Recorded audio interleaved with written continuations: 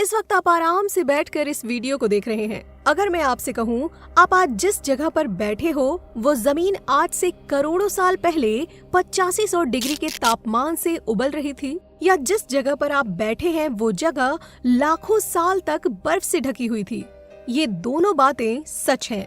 इस 13 मिनट की वीडियो के अंदर आप पृथ्वी के 450 करोड़ साल के सफर को देखने वाले हैं। जिस जगह आज हमारा सौर मंडल है वहाँ विभिन्न प्रकार के गैस और धूल के बादल हुआ करते थे।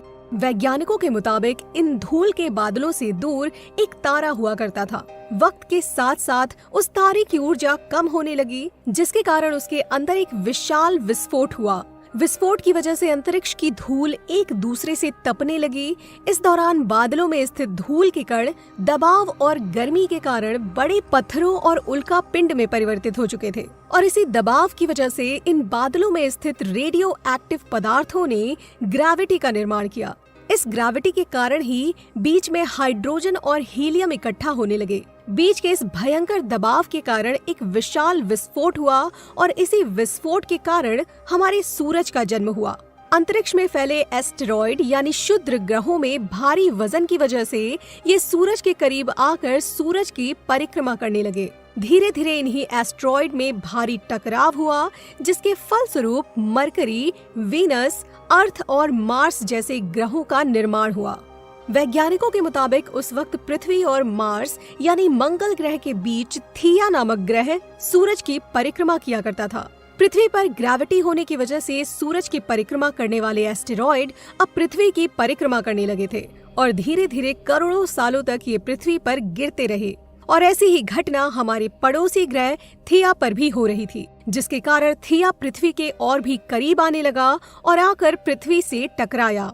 इस भयंकर टकराव की वजह से पृथ्वी के हिस्से कुछ कणों के रूप में अंतरिक्ष में फैल गए और एक रिंग्स की तरह पृथ्वी की परिक्रमा करने लगे। इन्हीं परिक्रमा करते हुए कणों में टकराव होने लगा, और इन्हीं के कारण हमारे चांद का निर्माण हुआ।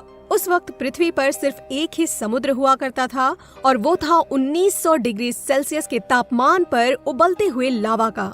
उबल रही थी वो सारी चीजें जिससे आज आप अलग अलग नाम से जानते हैं।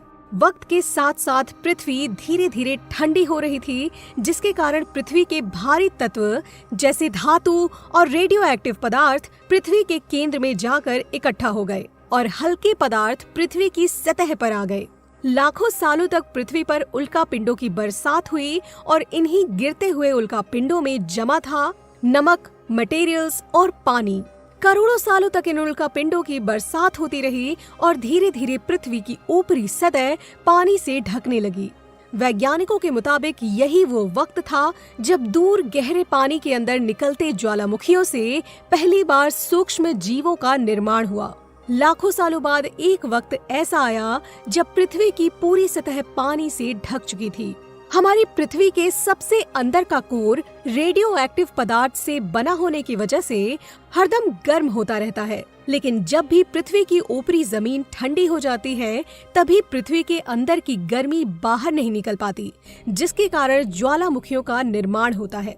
और उस वक्त कुछ ऐसा ही हुआ। पानी से ढकी हुई पृथ्वी पर हजारों की तादाद में ज्वालामुखी निकलने लगे, और आने वाले लाखों सालों तक ज्वालामुखियों का निकलना जारी रहा, जिससे पानी के ऊपर जमीन का निर्माण हो रहा था।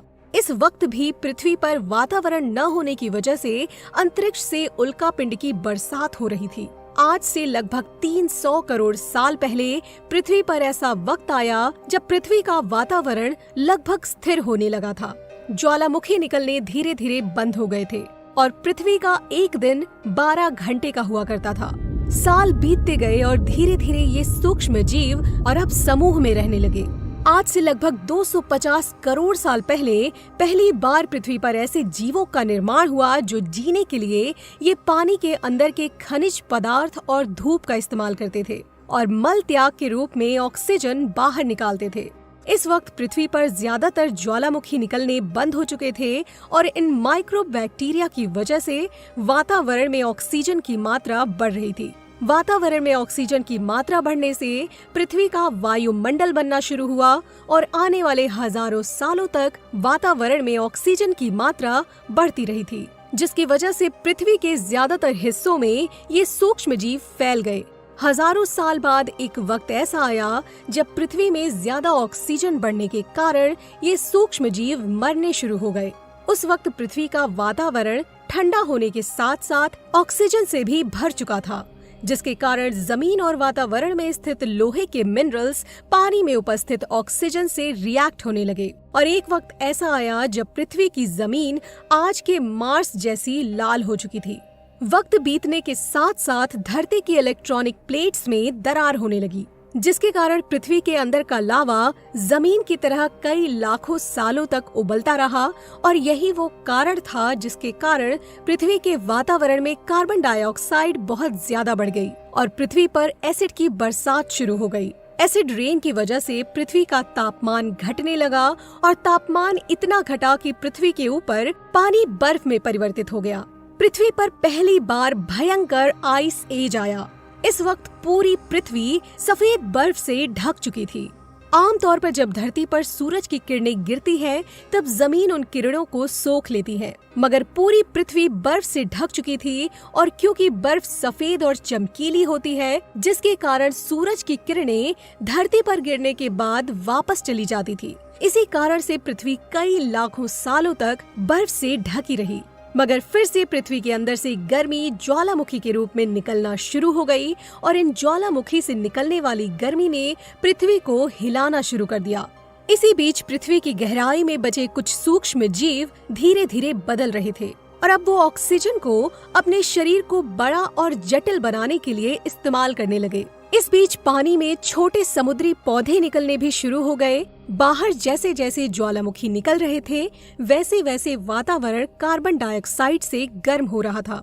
वक्त के साथ साथ बर्फ तो पिघलने लगी, मगर धरती पर फिर से एसिड बरसात शुरू हो गई, जिसके कारण फिर पृथ्वी ठंडी होने लगी और फिर पृथ्वी की ज्यादातर सतह बर्फ से ढक गई। ऐसा बार बार कई सालों तक होता रहा और इसी कारण से अब समुद्री जीव धीरे धीरे वातावरण के हिसाब से विकसित हो रहे थे। इस बीच कई सारे समुद्री जीव और समुद्री जंगल भी लुप्त हो गए, मगर जो बच गए वो धीरे धीरे पृथ्वी के बदलते तापमान के हिसाब से ढलते गए और अब हजारों साल बाद समुद्री पेड़ बर्फ की वजह से मरते या सूखते थे। अब सूक्ष्म जीव समुद्री जीव बन चुके थे। जब फिर से ज्वालामुखियों ने पृथ्वी की बर्फ को पिघलाना शुरू किया, तभी समुद्री पेड़ जल्दी विकसित होकर फैल गए। धीरे धीरे वातावरण में ऑक्सीजन की मात्रा बढ़ने लगी और पृथ्वी पर होने वाले एसिड की वर्षा कम होने लगी। वातावरण में ऑक्सीजन आने की वजह से पृथ्वी की ओजोन लेयर मोटी होने लगी और आज से लगभग 47 करोड़ साल पहले पृथ्वी की ऊपरी सतह पर पहली बार मोसोस नामक प्लांट उगना शुरू हुआ। वक्त के साथ साथ जमीन पर अलग अलग प्रकार के पौधे और पेड़ उगना शुरू हो गए। एक वक्त ऐसा आया जब जमीन के पेड़ों की लंबाई लगभग 80 से 100 फीट जितनी, यानी कि आज के 5 से 6 मंजिला बिल्डिंग जितनी ऊंची हो चुकी थी। ये वो वक्त था जब समुद्री जानवर समुद्र से बाहर निकल रहे थे और जमीनी जानवरों में परिवर्तित हो रहे थे। धरती की ज्यादातर जमीन एक जगह इकट्ठी हो चुकी थी, जिसे आज हम पेंजिया महाद्वीप के नाम से जानते हैं। पृथ्वी का वातावरण और तापमान लगभग स्थिर हो चुका था और अब करीब 21 से 23 घंटे का दिन हुआ करता था। अब समुद्री जीव पानी से बाहर रहने लगे थे और वातावरण के हिसाब से उनके शरीर का रूप बदल रहा था। धीरे धीरे ये जमीनी जानवर डायनासोर में परिवर्तित हो गए। जिन डायनासोर्स ने पेड़ पौधे खाना शुरू कर दिए, उनका शरीर लंबा और विशाल रूप से विकसित होने लगा। कुछ डायनासोर शिकार किया करते थे, जिसके कारण वो छोटे और तेज होते चले गए। पृथ्वी की ऊपरी जमीन एक जगह इकट्ठा होने के कारण ज्यादातर जमीन रेगिस्तान और बंजर हो चुकी थी। ज्यादातर जंगल समुद्र के करीब हुआ करते थे, जिसमें डायनासोर रहा करते थे। आज से लगभग 20 करोड़ साल पहले पेंजिया महाद्वीप टूटना शुरू हो गया। पेंजिया के विभाजित होने की वजह से पृथ्वी की ज्यादातर ऊपरी जमीन पानी के संपर्क में आने लगी, जिसके फलस्वरूप पृथ्वी पर हरियाली बढ़ती गई, जिस वजह से डायनासोर और ज्यादा विभिन्न और विशाल होते चले गए। डायनासोर ने आने वाले लगभग 20 से 30 करोड़ सालों तक पृथ्वी पर राज किया। उस वक्त डायनासोर समुद्र से लेकर जमीन और आसमान तक पूरी पृथ्वी पर राज किया करते थे। इस दौरान अफ्रीका से टूटा भारत आज के तिब्बत से टकराया, इस टकराव की वजह से हिमालय का निर्माण हुआ। आज से लगभग 6.5 करोड़ साल पहले पृथ्वी की तरफ आज के माउंट एवरेस्ट से भी बड़ा लगभग 4.5 लाख करोड़ किलो जितना उल्का पिंड लगभग 8000 किलोमीटर प्रति घंटा की स्पीड से पृथ्वी की तरफ आ रहा था। पृथ्वी की सतह को छूते ही उसमें भयंकर आग लग गई और वो जलते हुए सीधे पृथ्वी से टकराया। इस टकराव से निकलने वाली ऊर्जा आज के 10 करोड़ परमाणु एक साथ फटने के बराबर थी। जहां ये उल्का पिंड गिरा, वहां पर सभी जानवर और पेड़ तुरंत भाप बनकर जल गए। गिरते ही पृथ्वी पर पूरी तरह धूल फैलने लगी, समुद्र में भयंकर बाढ़ आने लगी। भूकंप और आग ने पृथ्वी को जलाना शुरू कर दिया। कुछ ही घंटों में पूरी पृथ्वी के वातावरण में हानिकारक गैस और धूल के कण की वजह से पृथ्वी नर्क हो चुकी थी। डायनासोर घुटन, आग और भूखमरी से पूरी तरह से विलुप्त हो गए। समुद्र में भयंकर बाढ़ आने लगी। भूकंप और आग ने पृथ्वी को जलाना शुरू कर दिया। इस वक्त हमारे पूर्वज जमीन के अंदर रहा करते थे, जिसके कारण वो इस विशाल प्रलय से बच गए। पृथ्वी का वातावरण पूरी तरह से काला और अंधेरा हो चुका था, जिससे धूप भी जमीन तक नहीं पहुंच पा रही थी। पृथ्वी के पेड़ और ज्यादातर जानवर विलुप्त हो चुके थे।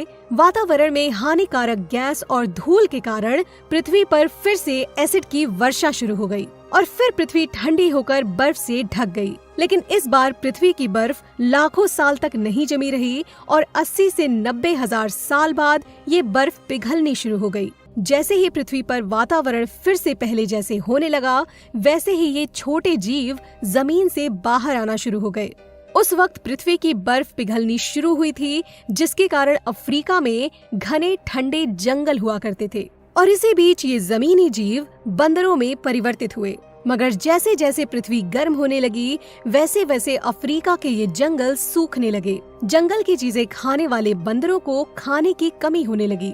खाने की तलाश में इन बंदरों ने अपने पैरों पर चलना शुरू कर दिया, जिससे उन्हें दूसरे जानवरों के शिकार करने में मदद मिलती थी।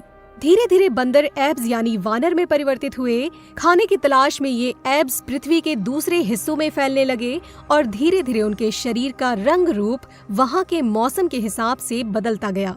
वक्त के साथ साथ हम आदिवासी बने। हमने हथियारों से लेकर आग का आविष्कार किया। हम धीरे धीरे इंसान के रूप में विकसित होने लगे। हमने धर्म से लेकर परिवार, भाषा और संस्कृति का निर्माण किया और वक्त के साथ साथ हम विकसित होते चले गए और आज हम इस पृथ्वी की सबसे विकसित प्रजाति बन चुके हैं। पृथ्वी को आज के जैसे बनने में लगभग 450 करोड़ साल का समय लगा है और हमें एक छोटे से जमीन में रहने वाले जानवर से इंसान बनने में कई लाखों सालों का समय लगा। मगर हमने इन 100 सालों में जितना पृथ्वी को गंदा और तबाह किया है, इतना आज तक किसी भी प्रजाति ने नहीं किया होगा। हम फिर से धरती को गर्म कर रहे हैं और कार्बन डाइऑक्साइड की मात्रा बढ़ा रहे हैं। वैज्ञानिकों का मानना है कि पृथ्वी पर फिर से विशाल परिवर्तन होने वाला है।